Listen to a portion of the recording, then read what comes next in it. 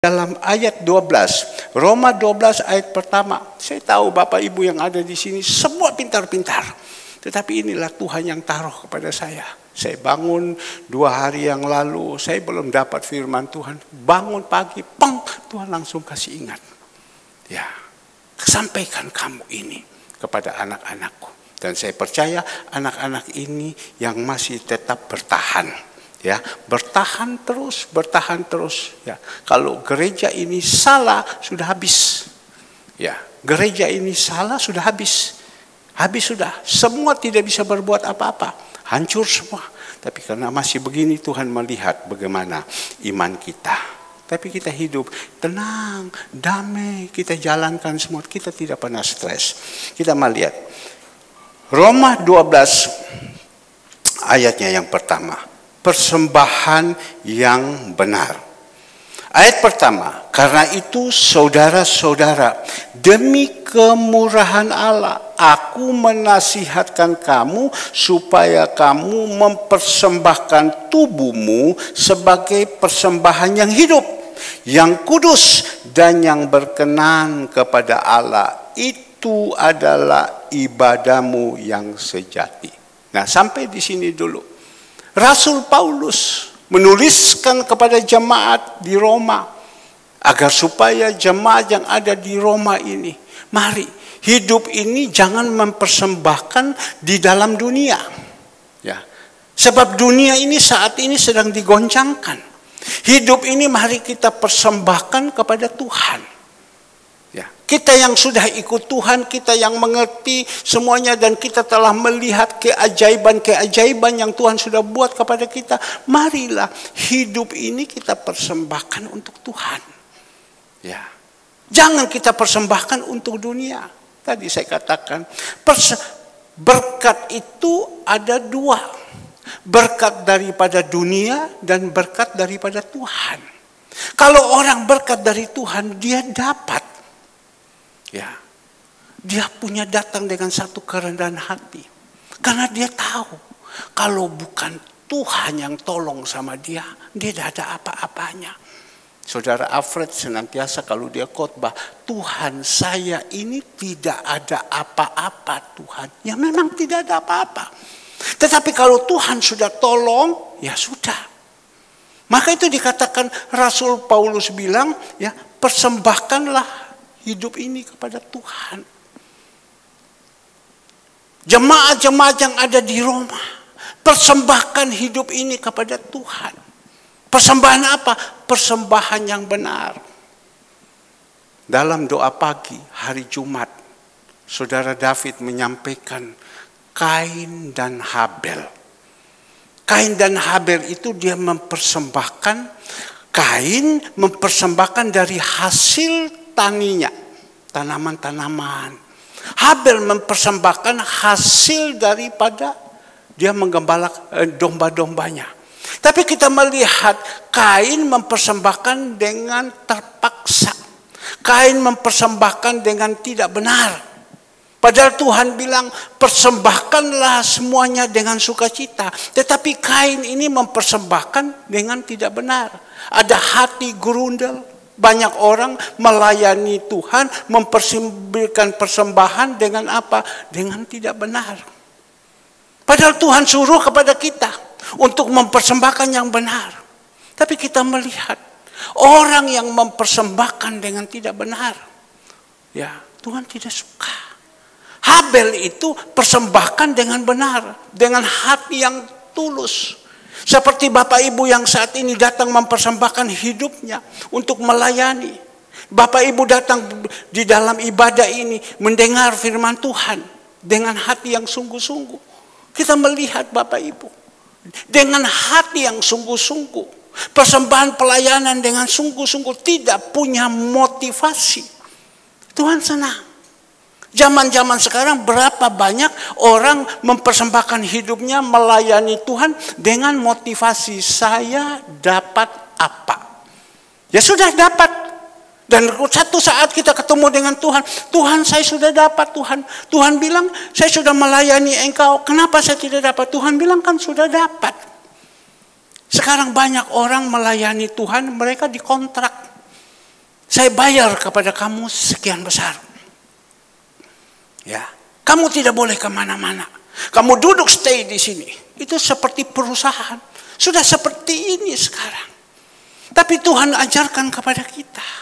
Persembahan hidup ini persembahan yang benar. Jadi seperti Kain dan Habel. Kain dan Habel mempersembahkan, Kain mempersembahkan tidak benar, Habel mempersembahkan yang benar, tapi kita melihat timbullah satu keirian. Tuhan berkenan persembahannya Habel, Kain punya persembahan, Tuhan tidak berkenan. Jadi kita juga jemaat Tuhan yang ada kalau saat ini. Mari kita datang mempersembahkan yang benar kepada Tuhan. Kalau kita beribadah sama Tuhan, kita beribadah dengan benar sama Tuhan. Kita datang pagi hari ini, kita mempersembahkan hidup ini kepada Tuhan. Ya, datang yang benar. Ya. Kalau gereja ini tidak benar, Bapak Ibu, sudah habis ini. Saya senantiasa bertanya, maka itu tadi saya bilang kepada saudara Catherine, jalankan kamu ya, yang setia sama Tuhan. Tuhan tidak bikin sama kamu pusing. Tidak bikin stres, jalankan saja ibadah. Yang penting kamu setia, kamu setia, kamu setia sama Tuhan. Jangan sampai salah. Kalau kita salah sudah. Maka itu mari, ya, persembahan yang benar. Pagi hari ini kita sudah diarahkan kepada jemaat-jemaat Tuhan untuk saya. Mari kalau kita persembahkan hidup ini, kita sudah percaya Tuhan, kita persembahkan yang benar. Kalau kita sudah persembahkan yang benar, tentu Tuhan senang. Tentu Tuhan senang. Pak, bukti Pak, orang ini tidak datang sama Tuhan, orang ini tidak berbuat apa-apa sama Tuhan, kenapa dia seperti begini? Dia bisa diberkati dan lain-lain. Saya bilang ada dua. Berkat itu ada dua, tadi saya ulangi lagi. Dari Tuhan dan dari dunia atau dari setan. Setan juga bisa memberkati. Dari Tuhan dan bedanya kalau orang dari Tuhan sekali lagi rendah hati. Mau datang cari Tuhan. Terima kasih kepada Tuhan. Beda kalau orang daripada dunia atau dari setan. Oh puji Tuhan saya dapat ini, saya harus buat apa ini. Saya mau pakai jalan-jalan ini untuk masa depan saya dan lain-lain segalanya semua. Beda Bapak Ibu. Tapi kalau dari Tuhan dia mau melakukan semua untuk kemuliaan nama Tuhan. Karena dia tahu saya ini tidak ada apa-apa. Tapi Tuhan bisa pakai. Jadi dia mau persembahan semua yang benar. Maka tuh Rasul Paulus mengatakan, saudara-saudara demi kemurahan Allah. Ya, demi kemurahan Allah. Aku menasihatkan. Sekarang Tuhan pakai kepada saya. Saya menasihatkan, saya juga harus jadi contoh dong. Saya harus jadi teladan. Saya menasihatkan kepada anak-anak saya. Saya menasihatkan kepada jemaat-jemaat Tuhan. Ya. Sekali lagi, saya menasihatkan kepada anak-anak saya. Saya menasihatkan kepada jemaat-jemaat Tuhan.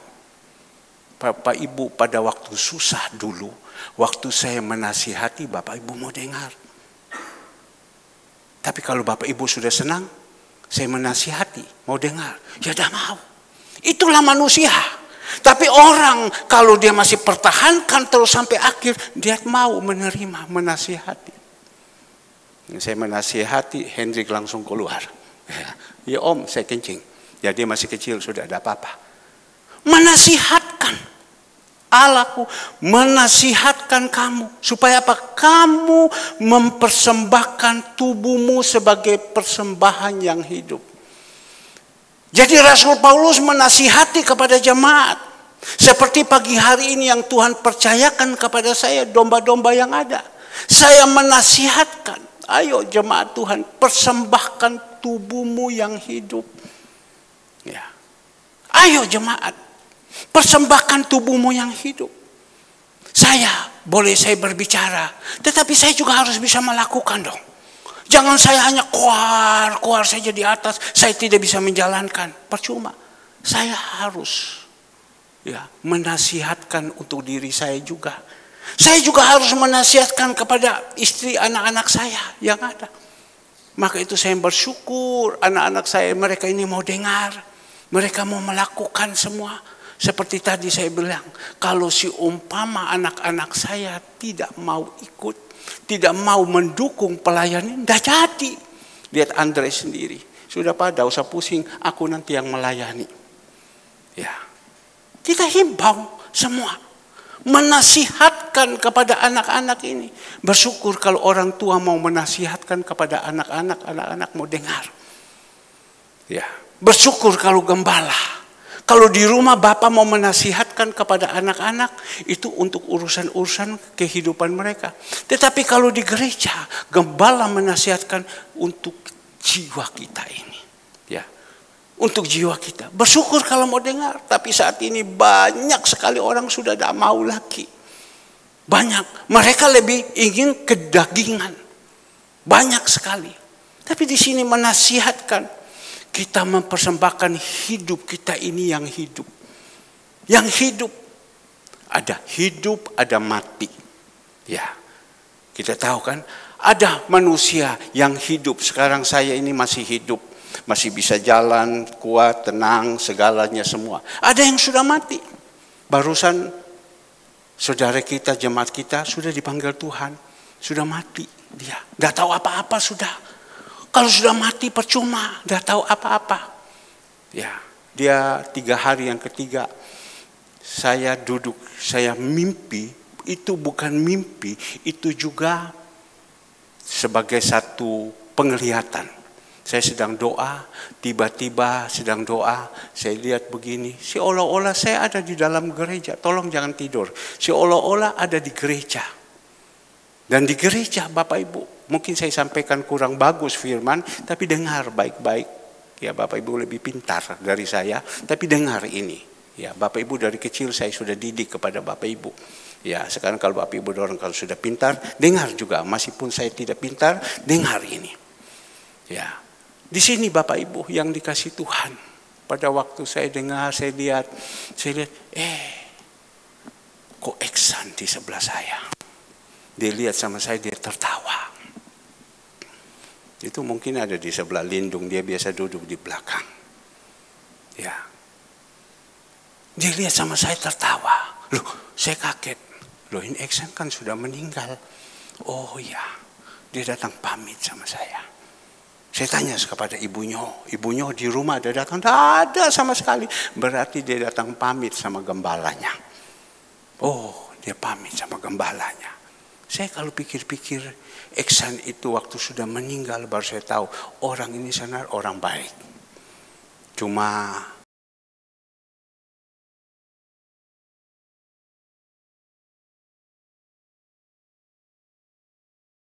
akhirnya waktu dia meninggal, ya hari biasanya kalau dia ada rapat di RT, dia tinggalkan pelayanan itu.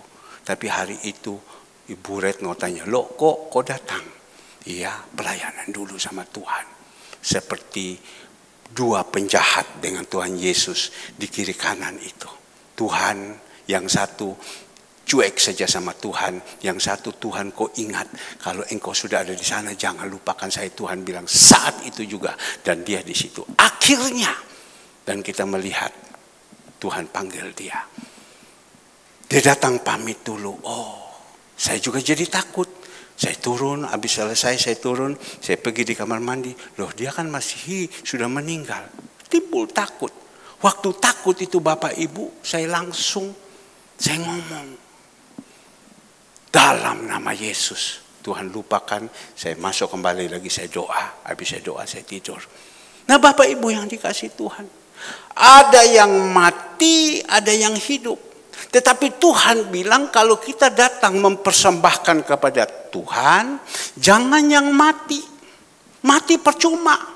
Saudara Eksan sudah mati, tidak ada gunanya. Ditangisi sudah tidak ada gunanya. Waktu hidup itu bagus, dibuat yang baik. Jangan sudah mati, baru kita tangis. Ya, ada orang Jarno, tapi sudah mati nangis. Untuk apa itu nangis? Itu air mata palsu. Air mata palsu. Waktu hidup ini. Tapi yang kita melihat Bapak Ibu. Tuhan minta kepada kita yang hidup. Kita datang kepada Tuhan itu yang hidup. Mempersembahkan ini, jangan sampai yang sudah cacat semuanya, sudah tidak bisa berjalan seperti orang-orang yang ada di Pantir Bakti Luhur, sudah tidak bisa buat apa-apa, baru mau mempersembahkan kepada Tuhan. Tidak, mempersembahkan itu yang sehat. Seperti siapa? Hana mempersembahkan Samuel.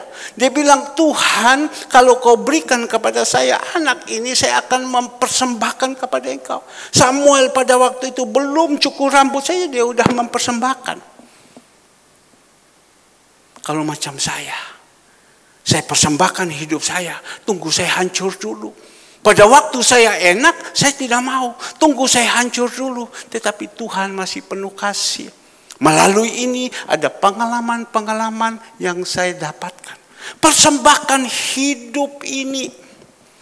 Jadi saya berharap kepada jemaat Tuhan yang ada pagi hari ini. Tidak banyak. Ya, mari kalau kita mau melayani Tuhan, layani dengan hati yang tulus. Kita mau mempersembahkan apa saja, lakukan dengan tulus. Jangan punya hati yang tidak benar. Pelayanan dengan motivasi yang salah. Persembahkan semua yang hidup ini yang Tuhan minta kepada kita.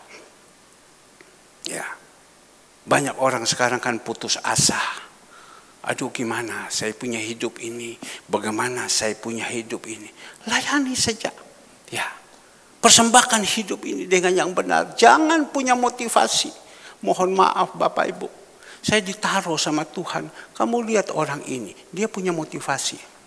Kau tidak lakukan ini, nanti dia marah. Tapi waktu kau lakukan ini, dia senang. Tapi senang karena dunia.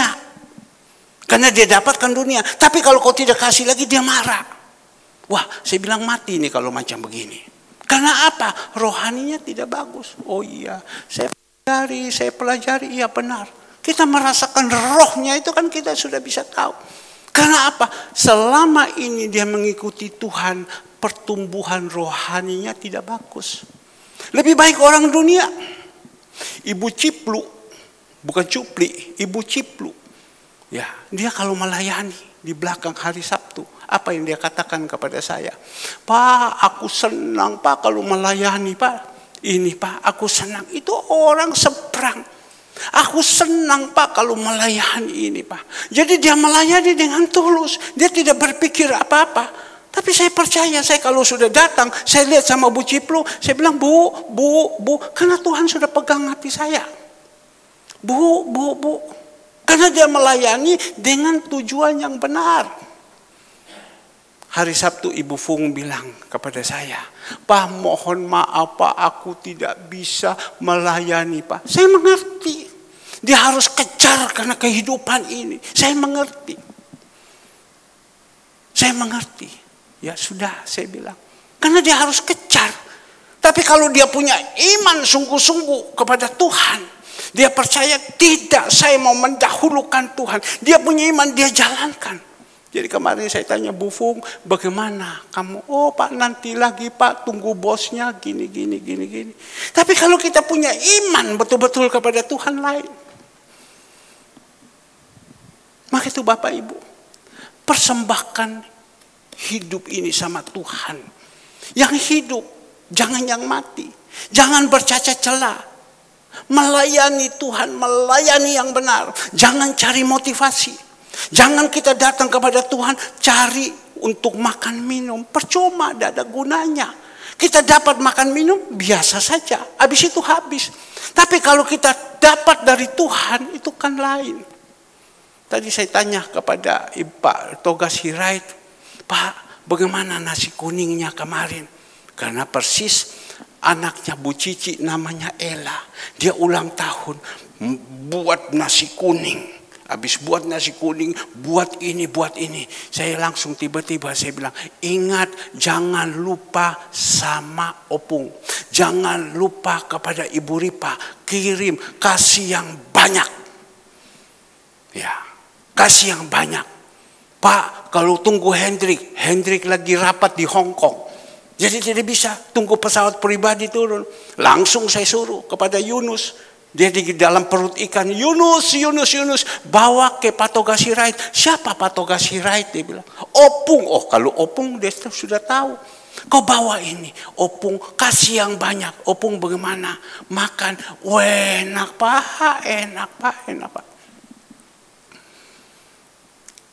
Enak pak.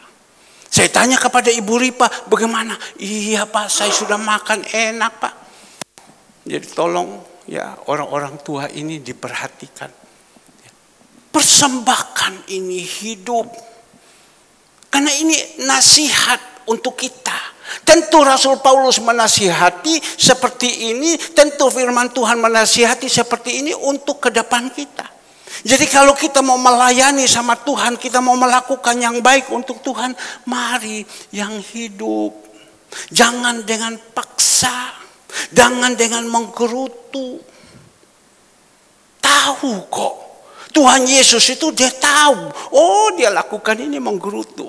Oh, dia lakukan ini karena dia punya motivasi. Tuhan itu maha tahu. Di dunia itu juga Tuhan taruh. Tuhan bukan tidak taruh di dalam hati saya. Saya taruh juga. Kamu lihat, dan benar itu. Dan kasihan orang itu. Itulah manusia. Persembahkanlah yang hidup dikatakan. Supaya kamu mempersembahkan tubuhmu sebagai persembahan yang hidup. Kalau yang hidup yang bagus, kita bisa melayani yang baik dengan kuat. Ya. Tapi kalau dengan tangan force and shoulder sebelah sudah tidak bisa angkat, semuanya tidak bisa, jalan saja sudah tidak bisa, kita mau bisa buat apa? Seperti Patoga Sirait, jalan sudah goyang-goyang begini, mau bisa buat apa? Tapi waktu pada muda, dia kerjakan, dia melayani semua. Maka itu kesempatan kalau kita yang masih ada saat ini. Bisa melayani, layanilah. Ibu Cu, dia melayani. Dia angkat itu satu karung. Aduh Tuhan, saya bilang ini orang tua. Tapi Tuhan bilang dia buat untuk saya. Habis itu dia angkat, dia pergi kepada orang-orang susah. Tuhan perhitungkan kepada dia. Tuhan perhitungkan kepada dia. Itu urusan nanti Tuhan dengan cucu pada waktu pulang. Kalau untuk Eksan kita tidak tahu. Bagaimana kita tidak tahu. Pokoknya di hari ketiga dia pamit sama saya. Seperti Pak Lim. Dia ngomong kepada istrinya. Wes aku tak budal seo. Ini juga dia pamit. Hanya guyu tok dan ngomong. Ya, dia sudah pamit. Cuma kita tidak tahu. Ketemu di atas, ketemu kita tidak tahu. Ya, apa yang dia perbuat di dalam dunia ini menyertai di atas. Bapak Ibu, saya satu saat kita akan pulang. Satu saat kita akan tidur di dalam peti itu. Satu saat. Tidak hari ini, hari besok. Tidak hari besok, hari lusa. Kakak saya bilang begini. Aduh, umur kita ini sekarang sudah 70 lebih. Kalau keluar rasanya badan ini sakit semua. Ya, sakit semua. Saya bilang benar. Saya juga begitu. Umur saya sudah 66, 67. Kalau keluar ini kadang badan sakit semua. Ya sudah. Tapi saya pakai hidup ini. Ya, saya pakai hidup ini. Karena saya tahu satu saat saya akan pulang. Saya pulang dan saya bawakan ke sana. Bagaimana? Kita semua sudah siap untuk pulang? Ya, kalau nanti pulang kamu sudah siap, kamu bawa apa ke sana? Ya, ada berapa banyak anak-anak Tuhan, ikut Tuhan, melayani Tuhan, jahatnya ampun-ampun. Sekali lagi, ada berapa banyak anak-anak Tuhan, ikut Tuhan, percaya Tuhan puluhan tahun, melayani Tuhan, jahatnya ampun-ampun.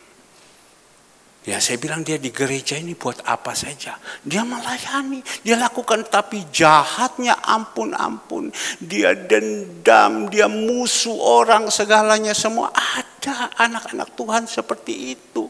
Apakah anak-anak Tuhan seperti itu dia bisa masuk surga? Kita tidak tahu. Kalau firman ini tidak berlaku, ini hanya petor gareng saja, hanya omong kosong saja supaya menipu orang, ya mungkin dia masuk surga. Tapi kalau firman Tuhan ini ya dan amin. Ya. Apakah dia masuk surga? Ada anak-anak Tuhan. Jahatnya ampun. Saya bilang kok ada manusia kok jahat seperti ini ya. Ada ya. Ini saya berharap, ini saya berbicara ini. Ini menyentuh untuk saya. Supaya saya jadi orang tidak boleh jahat. Menyentuh untuk istri saya. Dan menyentuh untuk anak-anak saya. Dan juga menyentuh nanti untuk calon-calon anak saya. Dan menyentuh untuk jemaat. Ada ya kok jadi orang. Padahal Tuhan bilang Yakobus 1 ayat 21. Coba. Yakobus 1 ayat 21. Coba. Sebab itu buanglah segala sesuatu yang kotor dan kejahatan yang begitu banyak itu. Dan terimalah dengan lemah lembut firman yang tertanam di dalam hatimu, yang berkuasa menyelamatkan jiwamu. Buang. Ada orang, dia ngerti, dia buka firman Tuhan, dia tahu semua. Tapi jahatnya, aduh Tuhan. Saya bilang, Tuhan kok ono wong kok kayak begini sih. Kok ada macam begini. Jahatnya ampun, ampun. Masya Allah. Ya tapi sudahlah, itulah manusia. Tugas gembalanya yang harus didik kepada dia, menasihati kepada dia. Tapi saya berdoa kepada jemaat Tuhan yang ada di sini. Jangan kita jadi ini. Tuhan bilang, buanglah. Berarti Tuhan tidak berkenan. Kalau ada kejahatan-kejahatan yang ada. Berapa puluh orang sekarang yang ada di sini. Ayo yang ada di dalam, mungkin Bapak Ibu ada benci, kepahitan. Ya, apalagi orang yang sudah lakukan yang baik untuk kalian, kalian kepahitan lagi kepada orang yang berbuat baik. Wah, itu dosanya sudah tahu mau jadi apa. Orang sudah lakukan yang baik, menolong kepada Bapak Ibu, tapi Bapak Ibu masih benci lagi sama dia. Itu coba direnung-renungkan. Kasihan loh seperti ini. Itu karena apa? Karena dia dikuasai oleh kegelapan. Maka itu iblis mengaum-ngaum mencari orang yang siap ditelan. Siapa yang siap ditelan? Karena kerohaniannya tidak bagus, firmannya tidak bagus. Tapi ada orang yang punya firman, tapi juga jahat. Ada loh, ini manusia zaman sekarang. Dia punya firman tapi jahatnya ampun-ampun.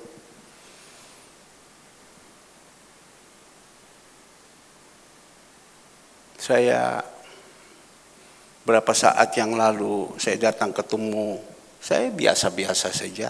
Saya datang ketemu, hai apa kabar? Saya sudah lama tidak ketemu orang ini. Hai apa kabar? Waktu saya bilang, hai apa kabar? Dia lihat sama saya, dia bangun, dia langsung pergi. Saya bilang orang ini kok jahat. Dia lihat sama saya, dia tidak omong apa-apa, dia langsung pergi. Loh, kok ada orang sejahat ini? Apakah pelayanan ini dia bawa hidup? Dia bawa tubuhnya yang hidup. Tapi dia atau sambil melayani. Ada kejahatan-kejahatan yang ada. Ada. Tapi inilah dikatakan. Ya. Terimalah dengan lemah lembut firman yang tertanam di dalam hatimu. Yang berkuasa menyelamatkan jiwamu. Yang bisa itu hanya firman. Yang bisa itu hanya Tuhan. Tapi karena kekerasan hati dia seperti macam begitu. Bapak Ibu, mari kita jadi anak-anak Tuhan. Yang sudah ikut Tuhan. Sudah mengalami, mengecapkan kebaikan-kebaikan Tuhan. Pertolongan-pertolongan Tuhan. Berusaha agar supaya hati ini dijaga. Berusaha hati ini dijaga. Kita butuh firman. Kita butuh segala-galanya. Tetapi yang paling penting itu ada pertobatan dalam hidup ini. Dan dia katakan kembali lagi Rasul Paulus, ya, hidup yang kudus. Orang yang hati yang kudus baru bisa melihat Allah. Orang yang hati kudus baru dia bisa mendengar apa yang Tuhan katakan. Firman Tuhan bilang orang yang hati yang kudus, maka itu kita jaga kehidupan kita. Ya. Kita mau datang kepada Tuhan memberikan dengan hati yang kudus. Orang yang kudus hatinya, dia bisa melihat Allah. Apakah Bapak Ibu yang dikasihi Tuhan? Apakah saya yang menyampaikan firman Tuhan? Tentu tidak ada yang sempurna. Tetapi berusaha supaya jadi sempurna. Supaya hidup kita ini hidup di dalam kekudusan. Tuhan minta kepada kita. Supaya kita hidup di dalam kekudusan. Itu anak Tuhan. Kalau orang dunia dia tidak perlu kekudusan. Tadi saya berbicara, tadi malam saya berbicara, saya lagi sedang siap firman Tuhan, tiba-tiba ada WA masuk. Pak, ini uang saya sudah transfer semua segalanya. Sebanyak 3 miliar. Nanti sisanya waktu ini. Tolong Bapak ini. Waktu saya berbicara sama dia, dia ini anak Tuhan. Saya berbicara, dia berbantah terus. Saya bilang, kamu bersyukur. Rumah kamu ini kan sudah mau disita. Ya kan? Ini sudah ditolong. Kau dengar ini Tuhan tolong. Ya, rumah ini teman saya hanya ngomong begini. Saya tidak beli ini rumah. Tapi saya mau menolong karena diminta oleh Bapak Pendeta. Menolong kepada dia. Kau pakai ini uang 3,5 miliar. Pertama 4 miliar, tapi teman saya bilang tekankan kepada bank hanya 3,5 miliar. 3,5 miliar. Dapat 3,5 miliar, oke teman saya bilang bayar. Tetapi dengan catatan rumah itu kau kosongkan. Karena sekarang ini banyak orang jahat. Kau kosongkan. Habis kau kosongkan rumah ini, nanti saya akan bayar. Ya, kau boleh jual. Saya kasih waktu sama kau selama 1 tahun. Kau boleh jual. Kau mau jual 5 miliar ke, kau mau jual 6 miliar, kau ambil itu uang. Kurang enak apa? Ada yang Tuhan bisa buat macam begini. Ya, kau bisa ambil ini uang. Kau ini. Cuma saya pakai uang bank. Kau bayar ini bunga bank. Berapa bunga bank? 1,25. Bunga bank 1,25 kau bayar. Saya punya fasilitas. Oke, ini kau bayar. Dan kau jual itu rumah. Selama 1 tahun. Kalau engkau tidak bisa jual itu rumah, saya ambil. Ya, ya sudah saya bilang. Kurang baik apa lagi? Yang penting sekarang ini rumah tidak tersita dulu. Kau jadi yang benar. Tapi waktu saya ngomong sama dia, keras tengah mati. Wah, saya bilang kalau kamu macam begini, mana Tuhan bisa jawab doamu? Ini Tuhan sudah jawab loh. 3,5 miliar Tuhan sudah jawab. Tapi kalau kau keras macam begini, siapa nanti yang mau beli? Ya, iya Pak. Iya Pak. Ya, dia di dalam satu gereja yang besar. Tapi dia tidak bisa berbicara dengan gembalanya. Dia harus berbicara dengan saya. Nah ini. Nah Bapak Ibu yang dikasihi Tuhan. Maka itu mari. Kalau kita mau. Agar supaya persoalan masalah kita. Ya. Ditolong sama Tuhan. Dan pelayanan kita berkenan sama Tuhan. Persembahan-persembahan kita berkenan kepada Tuhan. Marilah. Berikan dengan hati yang kudus. Hati yang suci. Berbahagia orang yang hatinya yang suci. Waktu Tuhan Yesus khotbah di bukit berbahagia. Dia bilang apa? Berbahagialah orang yang hati yang suci. Apakah sekarang kehidupan kita ini? Ya, mendapatkan kesucian? Saudara Andre mau menikah. Semua dia tidak mau tahu, dia andalkan Tuhan. Saya senantiasa menasihati dia. Kau harapkan Tuhannya. Kau harapkan Tuhannya. Kau harapkan Tuhannya. Hidupmu harus benar ya. Ya, saya bilang sama Catherine. Kamu ingat ya. Saya bersyukur. Mereka tidak menuntut. Pokoknya Tuhan buat apa? Ya sudah. Harapkan Tuhannya. Harapkan Tuhan. Tetapi hidupmu harus benar. Hari Senin mereka harus panjar. Bayar rumah makan. Harus bayar hari Senin. Tadi malam Andre bilang, Papa saya sudah ada ini dana. Jadi bagaimana? Ya sudah. Ya kamu pergi urus dulu. Ya berdoa saya bilang. Ya supaya ini. Ada kau punya masalah-masalah. Sudah. Papa saya harus cincin. Saya harus bayar segalanya semua. Ya sudah. Apa Papa jual mobil? Tidak. Mobil sudah ditawar orang semua. Tidak, saya bilang. Dia bilang tidak. Biar saja, Papa serahkan sama saya. Saya sudah dewasa. Papa hanya bisa berdoa. Tapi kalau dia ngomong macam begitu, hatinya tidak benar. Punya kebencian di mana-mana. Apakah Tuhan jawab? Zaman dulu cincin 5 juta, 6 juta dapat. Sekarang cincin ini udah 15 juta, 16 juta. Tapi saya bilang, jaga ini hati. Ini hati ini perlu dijaga.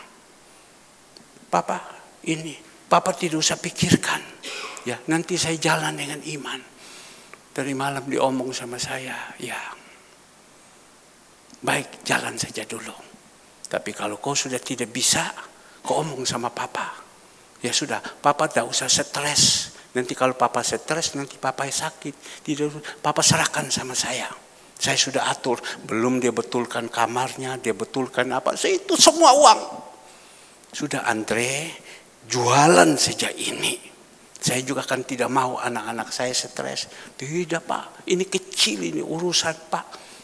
Ya, kecil ini urusan. Nanti Tuhan punya atur. Dia berharap sama Tuhan. Maka itu saya berbicara kepada jemaat Tuhan yang ada. 2 anak saya sudah nikahkan, Alex dan Alfred. Bagaimana mereka? Saya senantiasa berikan kekuatan. Sekarang mereka sudah menikah. Nanti habis itu saya menikahkan lagi saudara Andre, habis selesai David lagi, habis itu Devina lagi, habis Lindung masih lama, Hendrik masih lama.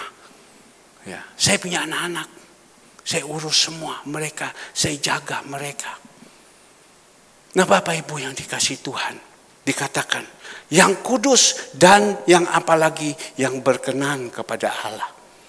Yang berkenan kepada Allah, tubuhmu sebagai persembahan yang hidup, yang kudus, dan yang berkenan kepada Allah. Matius 3 ayatnya yang ke-14. Coba kita melihat. Matius 3 ayatnya yang ke-14. Berkenan kepada Allah. Matius 3 ayatnya yang ke-14. Ya. Matius 3 ayatnya yang ke-14.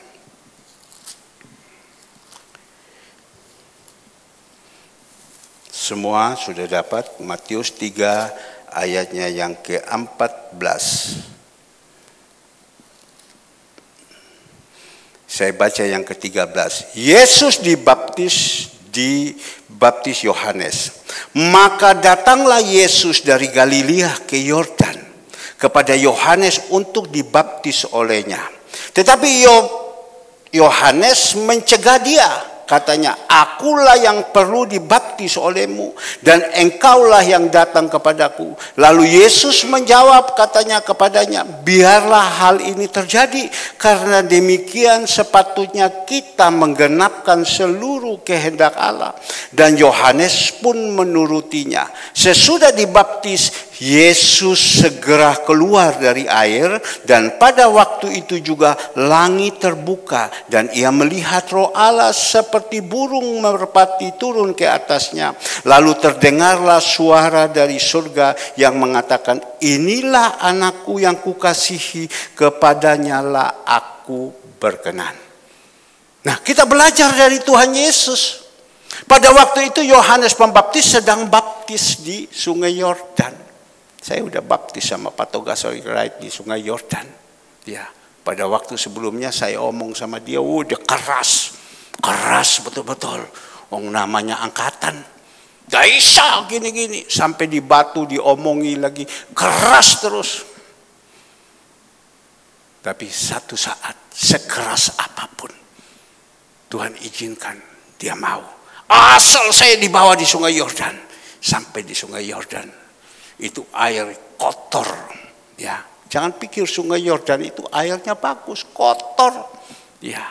Dan saya waktu itu saya baptis kepada dia. Ini kesempatan yang saya baptis, mohon maaf ada 2 orang tua, Pak Toga Sirait dengan almarhum Pak Siburian. Saya masukkan ke dalam sama mereka. Tuhan, ini kesempatanku masukkan, kan hak saya yang baptis. Hapuskan semua dosa-dosa yang ada, keras-keras yang ada saya baptiskan. Nanti kalau ada Bapak Ibu diizinkan pergi di Sungai Yordan mau baptis, saya baptis lagi. Yang keras-keras itu masukkan di dalam air. Kalau bisa jangan bangun. Ya, sampai 2-3 menit. Kemarin teman saya sedang renang. Dia renang, dia kasih masuk, dia punya badan ke dalam, kepala semua. 2,5 menit dia tidak bangun. Terus di dalam, kuat ya.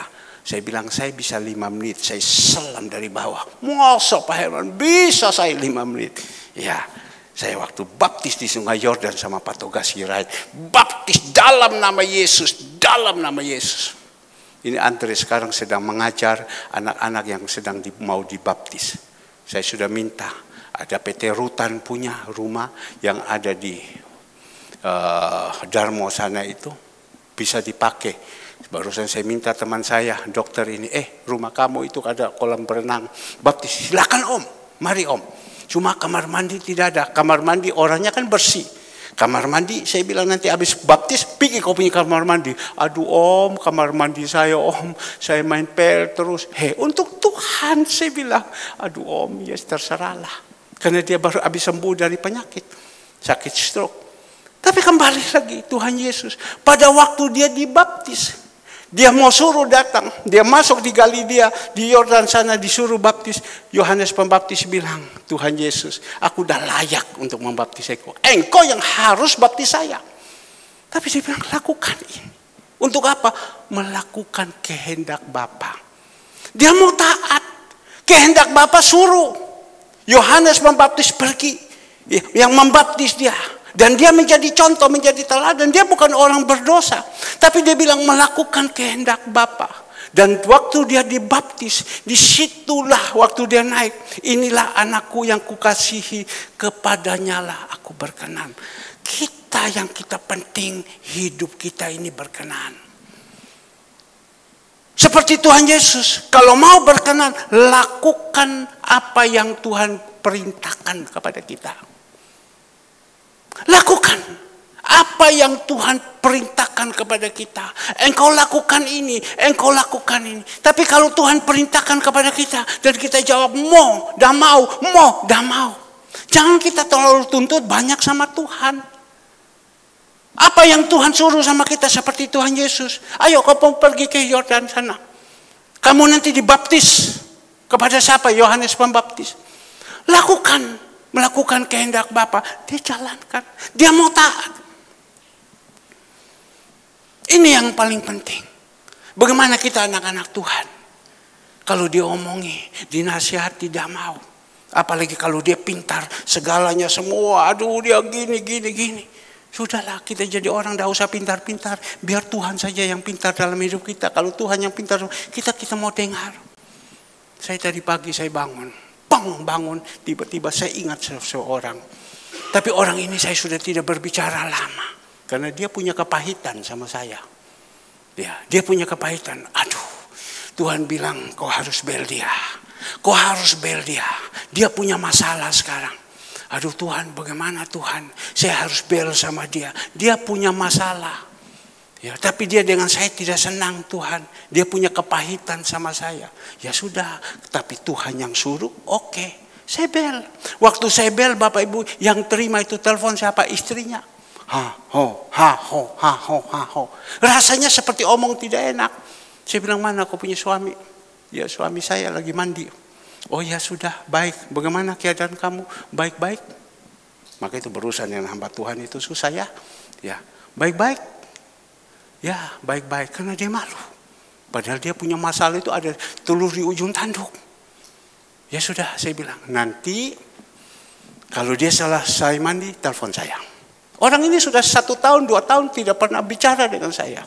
Tapi karena Tuhan suruh sama saya jalankan. Saya hubungi dia. Saya habis itu saya turun ke bawah, saya putar jalan. Tuhan bilang kau bel lagi dia. Saya bilang Tuhan saya tunggu sama dia. Tuhan bilang engkau yang bel. Belajar rendah hati opo. Tuhan bilang. Katanya mau dipakai sama Tuhan. Mau taat. Saya ingat ini firman Tuhan. Iya Tuhan, saya angkat. Saya bel dia tidak angkat. Saya bilang Tuhan kan enak tuh. Dia sudah tidak angkat. Kan paling saya bilang Tuhan dia tidak mau angkat. Mau apa lagi? Dia kan sudah tidak mau angkat. Engkau suruh sama saya, dia tidak mau, ya sudah. Mungkin Tuhan pegang dia punya hati, Tuhan goyang, dia bel sama saya, dia bel, tok. Saya angkat. Saya berbicara dengan dia, bagaimana keadaanmu? Dia cerita, dia punya keadaan. Ini seperti telur di ujung tanduk. Aduh. Saya bilang, Tuhan, Engkau suruh sama saya bel dia. Bagaimana? Saya bilang, saya tidak bisa berbuat apa-apa. Tapi Tuhan suruh sama saya, telepon kamu, doakan kamu. Saya doakan ya. Oh ya baik. Saya habis doakan sama dia. Saya bilang, Tuhan tolong plongkan dia Tuhan. Kepahitan yang ada. Itu kan kita tidak tahu. Saya bisa merasa ada kan semua kepahitan yang ada. Dunia sudah masuk di dalam. Tuhan tolong plongkan dia. Kasihan dia Tuhan. Karena percuma dia teriak terus di atas percuma. Ya waktu saya doakan sama dia, baru dia cerita sama saya. Dia punya masalah ini, dia punya masalah ini, dia punya masalah ini. Dan akhirnya dia ngomong sama saya, kau tolong doakan saya. Kalau ini satu selesai, saya lolos. Tapi kalau ini satu tidak selesai, Tuhan tidak tolong. Dia ngomong kalau Tuhan tidak tolong, saya sudah teken kontrak tetapi tidak bisa jalan. Saya sudah teken kontrak tetapi tidak bisa jalan. Tetapi kalau Tuhan tolong sama saya ini, saya bilang Tuhan tolong lepaskan Tuhan. Kepahitan yang ada, Engkau yang suruh sama saya. Tolong Tuhan, tolong. Saya doakan dia, habis selesaikan doakan dia baru dicerita. Ya sudah, saya bilang berharap sama Tuhan ya. Dan saya bilang kau lihat ini, saya lagi tolong seseorang, rumahnya juga mau disita. Ini yang saya kasih tunjuk tadi malam terrealisasi. Ya, aku doakan saya ya. Ya dia punya satu kerendahan hati karena saya percaya sudah ada kelepasan di dalamnya. Dan saya disuruh sama Tuhan, saya mau nurut, saya mau taat. Orang yang mau nurut, yang mau taat itu enak. Seperti tidak usah kita lari kemana-mana. Tuhan bilang, engkau yang kasih makan sama mereka. Engkau yang atur. Kita melihat sampai 4 tahun. Kita kasih jalankan. Tuhan percayakan semua. Tuhan cukupkan semua. Asal apa? Kita mau taat. Kalau kita hidup berkenan sama Tuhan. Karena apa? Berkenan sama Tuhan. Tuhan senang. Maka itu Bapak Ibu, mari firman Tuhan yang disampaikan pada pagi hari kita dengar. Jangan kita tidur. Jangan kita anggap ini apa ini. Tidak. Bapak Ibu ini datang dari kecil di sini. Bukan datang sudah besar. Dan semua Tuhan pakai sama saya untuk membimbing Bapak Ibu, memberikan kekuatan kepada Bapak Ibu. Ayo berusaha dengar apa yang Tuhan pesan. Kadang iblis itu yang membuat tidak begini, tidak begini, tidak begini, tidak. Tuhan masih pakai saya, masih menggembalakan Bapak Ibu. Bapak Ibu masih tetap taat, masih tetap setia. Mari Bapak Ibu yang dikasih Tuhan, kita butuh ke depan hidup ini. Kita butuh selama hidup ini kita lakukan yang baik. Kita tidak usah kejar yang ada di dalam dunia. Yang paling penting sekarang kita kejar yang akhirnya. Kalau kita kejar di apa yang Tuhan pesankan, Tuhan juga siapkan. Dunia Tuhan siapkan, akhirat Tuhan siapkan. Tapi kalau dunia yang hanya disiapkan, akhirat tidak disiapkan, untuk apa? Maka itu hati-hati sekali. Bersyukur Bapak Ibu masih datang, masih mendengar apa yang Tuhan pesankan. Berapa banyak orang sudah tidak bisa dipakai lagi sama Tuhan, sudah tidak mau mendengar. Saya juga tidak tahu bagaimana. Barusan saya lihat saudara Eksan meninggal. Ya, saudara Eksan meninggal. Saya lihat jemaat-jemaat yang lain-lain sudah datang. Wah, sudah boleh bilang sudah tidak ada lagi mereka. Kita cari-cari sudah tidak ketemu lagi. Kemana mereka? Tapi kalau Tuhan suruh kepada kita, kita taat. Ani telepon sama saya hari Jumat malam. Saya sudah tidur.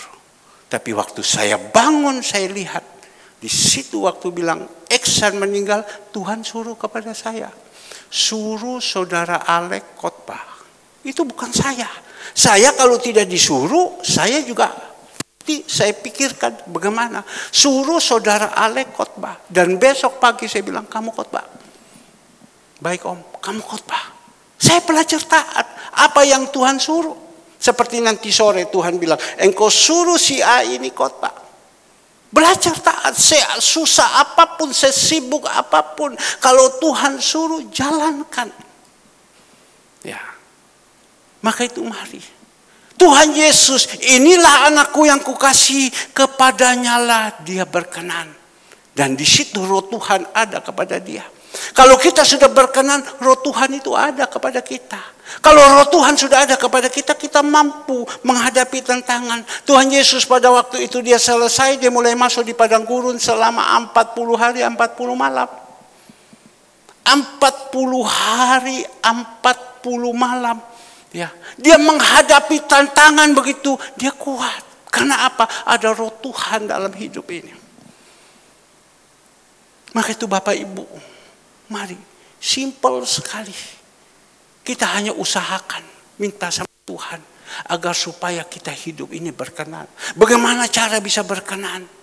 Taat apa yang Tuhan suruh. Taat apa yang Tuhan suruh. Taat apa yang Tuhan suruh. Saudara Naldi sekarang dia pulang ke Jember. Dia bilang sama saya, Su, doakan. Saya ini mau dikasihkan proyek untuk kerja. Proyek apa kok kerja? Saya bilang. Ya ini ada proyek kerja. Ternyata dia sampai di sana ketemu orangnya tidak mau ketemu. Saya bilang sudahlah, ngapain kamu pusing-pusing? Tidak usah pusing-pusing kayak gitu. Itu papamu punya usaha kok teruskan. Teruskan saja kan papamu punya usaha. Oh kamu tidak ada siapa-siapa. Mamamu punya usaha kok teruskan. Iya Su. Tidak usah saya bilang. Kalau lu pikir yang seperti ini mumak sekarang. Maka itu Bapak Ibu. Dikatakan di sini ya ibadah kalau kita lakukan semua ini di dalam ayatnya yang ke-12 tadi. Roma 12 ayatnya yang terakhir berkenan kepada Allah itu adalah ibadahmu yang sejati. Kalau Bapak Ibu datang ke gereja ini. Mau supaya Tuhan bilang ini ibadahmu yang sejati. Lakukan. Satu, persembahkan hidupmu yang benar. Ya, yang kudus, yang berkenan. Itu adalah ibadah yang sejati. Itu adalah ibadah sejati. Tapi kalau Bapak Ibu datang ke dalam ibadah ini dengan hati yang penuh dengan kebencian, dengan hati yang penuh dengan kesombongan dan lain-lain, itu bukan ibadah yang sejati. Percuma kan, sia-sia Bapak Ibu ibadah. Bapak Ibu, kita datang ibadah ini. Ya, kenapa Tuhan bilang jangan kita jauhkan dari pertemuan-pertemuan ini? Kenapa? Kita datang ibadah ini. Selama 1 minggu kita sudah datang sama Tuhan. Sebelum kita ibadah kita diizinkan nyanyi. Sebelumnya berdoa dulu, nyanyi. Mata hati kita yang keras ini dihancurkan melalui puji-pujian. Yang memimpin orang yang tulus. Yang memimpin bukan orang bayaran. Motivasi tidak. Tetapi dengan hati yang tulus. Sesudah mata hatinya dihancurkan, betul-betul hancur. Baru benih ini sekarang firman Tuhan ditaburkan. Benih firman Tuhan ini yang ditaburkan. Sesudah itu kita jadi orang yang benar. Kita dirubah. Nah ini yang Tuhan mau. Ibadah ini. Jadi kalau kita datang ibadah kita tidak mau berubah. Berarti kita ini bukan datang ibadah. Kita datang sia-sia. Percuma engkau beribadah denganku sia-sia. Jadi kalau kita mau ibadah yang sejati ini. Lakukan ini 3. Kalau kita mau ibadah. Yakobus 1 ayat 27. Yakobus 1 ayat 27, coba kita melihat. Ya, agak cepat sedikit. Yakobus, ibadahmu yang murni, yang tak bercacat di hadapan Allah, Bapa kita ialah apa? Mengunjungi yatim. 1, piatu. Dan janda-janda dalam kesusahan mereka. Dan menjaga supaya dirimu sendiri tidak dicemarkan oleh dunia. Kita lakukan ini. Memperhatikan anak-anak yatim, janda-janda yang ada. Bapak Ibu yang dikasih Tuhan, itu adalah ibadah yang murni dan tak bercacat. Kenapa kita lakukan ini?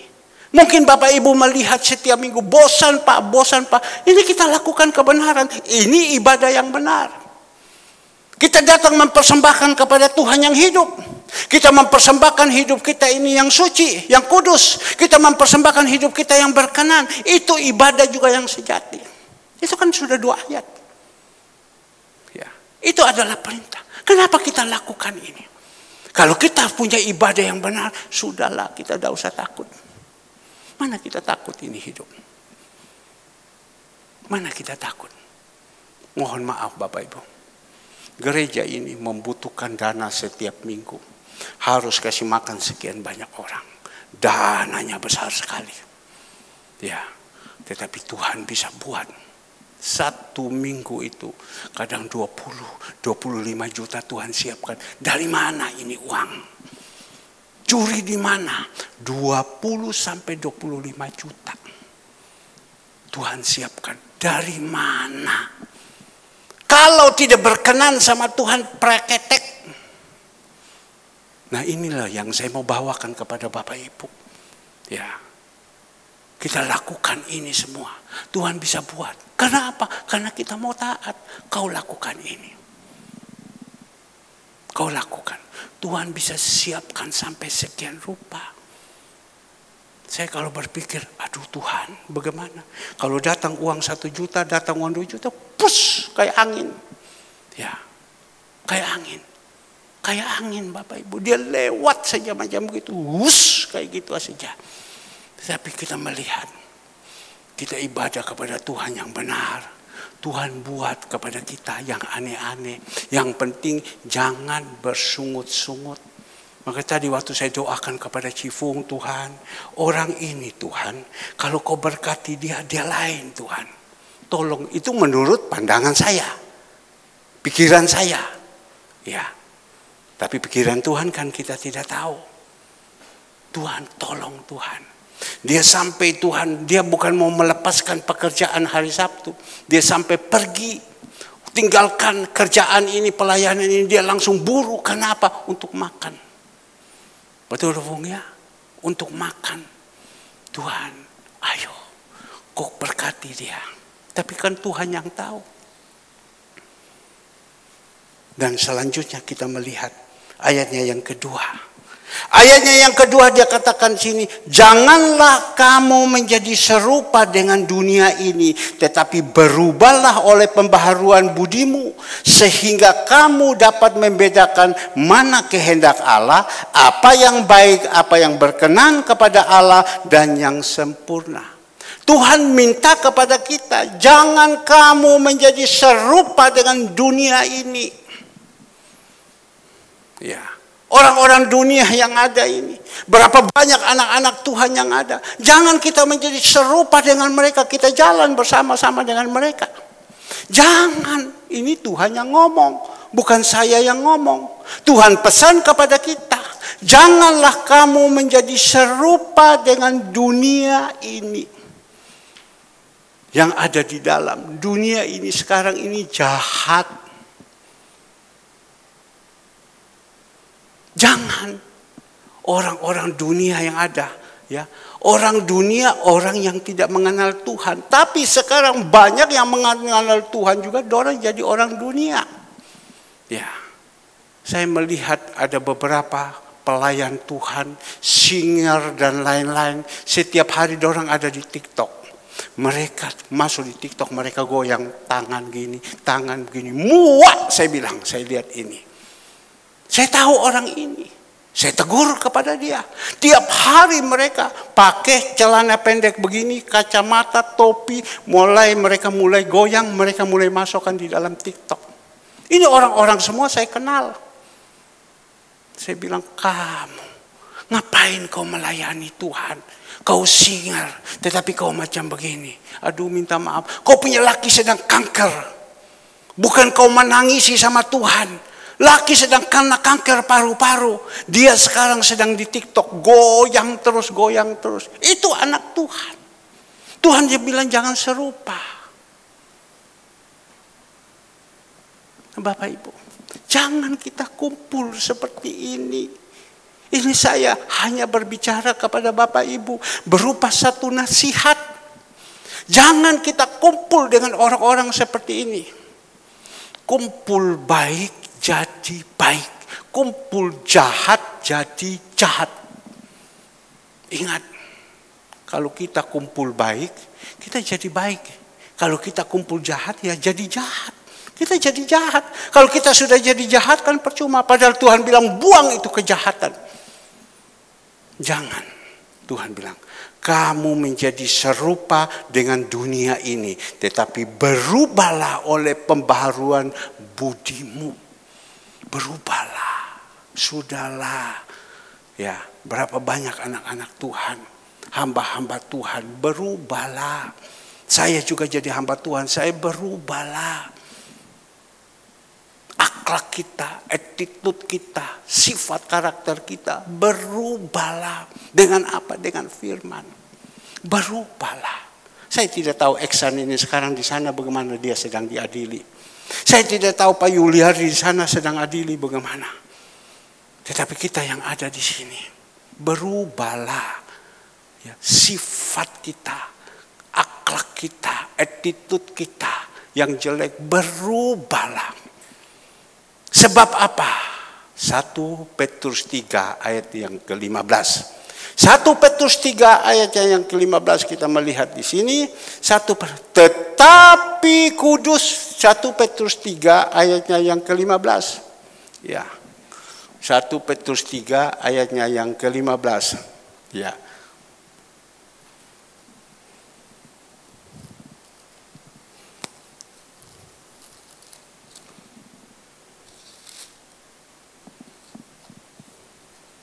Satu Yohanes 3, mohon maaf. 1 Yohanes 3, 1 Yohanes 2 ayatnya yang ke-15. 1 Yohanes 2 ayatnya yang ke-15.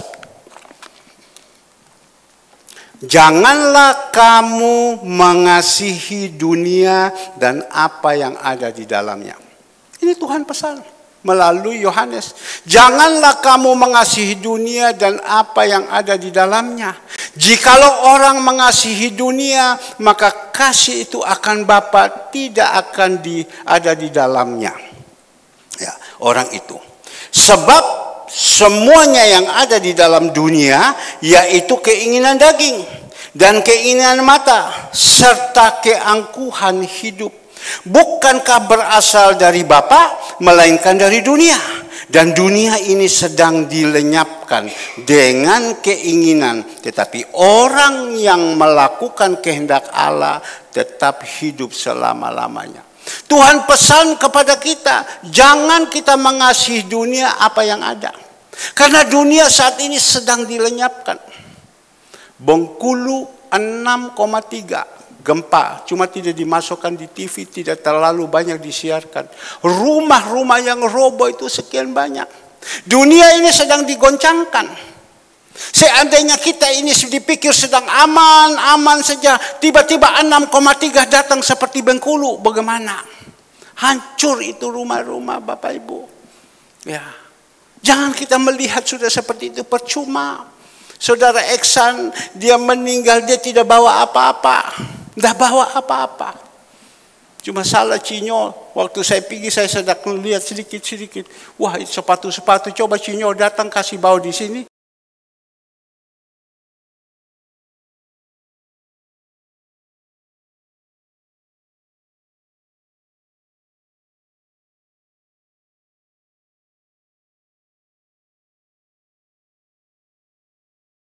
Bisa dari orang.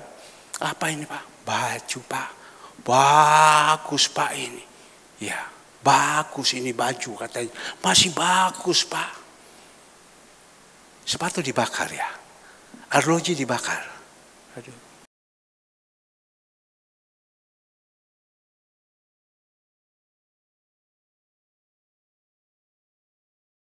Enggak.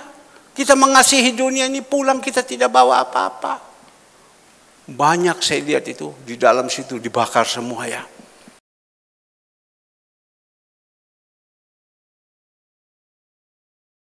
Ya, jangan tidur.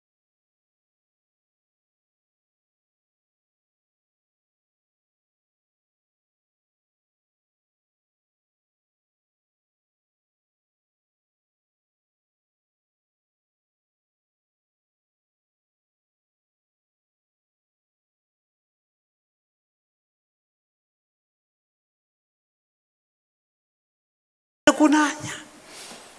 Apa yang kita bawa? Tidak ada. Kalau saya dipanggil Tuhan, saya bawa apa? Apa yang saya bawa? Saya sudah tekankan, jangan, tidak boleh. Apa yang kita bawa? Sebenarnya Kinyo bisa omong.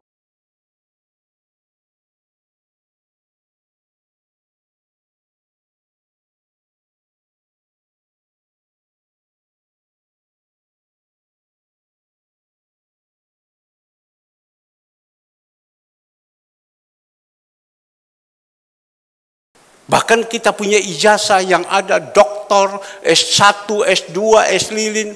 Hanya sampai di 1x2. Tidak dibawakan ke atas. Maka itu Tuhan bilang, jangan kamu mengasihi dunia apa yang ada di dalam. Tidak dibawa apa-apa. Apa yang dibawa? Apa yang kita mau sombongkan? Maka itu Bapak Ibu yang dikasihi Tuhan. Waktu sudah selesai. Ya, kita yang sudah dengar firman Tuhan pagi hari ini, mari ya, saya berdoa, kita perlu mengerti supaya jangan kita salah. Ya, mari Bapak Ibu, saya sudah sampaikan seberapa yang ada, direnung-renungkan. Bapak Ibu ini kan pintar-pintar semua, renung-renungkan Tuhan taruh apa ini, berbicara. Mari kita dengar baik-baik, kita renungkan baik-baik, jangan kita ikut yang salah. Tidak boleh ikut ini kebenaran firman Tuhan.